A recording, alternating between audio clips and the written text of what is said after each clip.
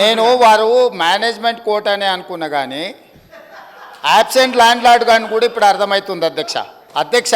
ఇనీషియల్గా నేను మీ అనుమతితో కేంద్ర ప్రభుత్వం 2024-2025 ఆర్థిక సంవత్సరానికి ప్రతిపాదించిన బడ్జెట్లో తెలంగాణ రాష్ట్రానికి కేటాయించాల్సిన నిధులు ఇవ్వవలసిన అనుమతుల విషయంలో చూపించిన వివక్షపై సభలో చర్చకు అనుమతించవలసిందిగా కోరుతున్నాను అని స్పష్టంగా చర్చ కోసం నేను అనుమతి అడిగిన.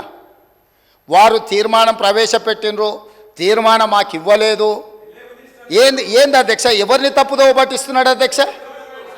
ఇప్పుడు సమయానికి రాడు, ఆలస్యంగా వస్తాడు, వచ్చిన తర్వాత అవగాహన రాహిత్యంతో మొత్తం చర్చను ఇంత సీరియస్ ఇష్యూ రాష్ట్రానికి జరుగుతున్న అన్యాయం మీద గంభీరంగా సభలో చర్చ జరుగుతుంటే అవగాహన రాహిత్యంతో అనవసరమైన వివాదాలను కెలికి తీసి ఈరోజు మాట్లాడే ప్రయత్నం చేస్తుండే ఆ సభ్యుడు.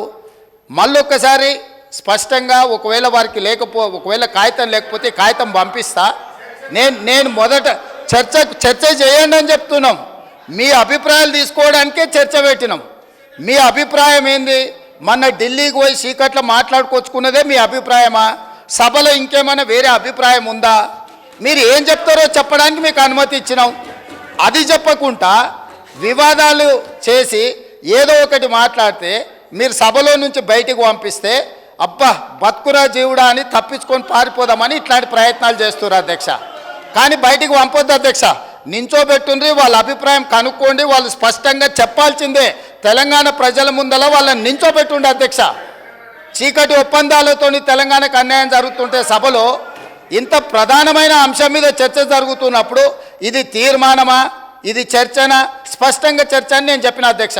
కావాలంటే మీరు రికార్డులు తిరిగేసుకోండి, చర్చలో పాల్గొనండి.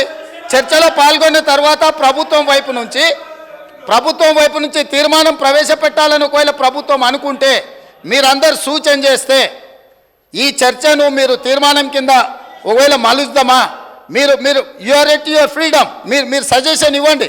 గవర్నమెంట్ ఓపెన్ మైండ్తో ఉంది. మీరు ఏమైనా సజెషన్ ఇస్తే తీసుకోవడానికి, అంతే తప్ప ఆయన మంత్రి చేయలే, ఈయన మా నాయన నాకేమో ఇట్లా ఉచితంగా కుర్చీలు ఇచ్చి చదువు రాకపోయినా తీసుకొచ్చి మంత్రులను చేయలే. మా నాయన చదువు రాకపోయినా సంధ్య లేకపోయినా మాకు మంత్రులను చేసి ఇంట్లో కూర్చోబెట్టలే.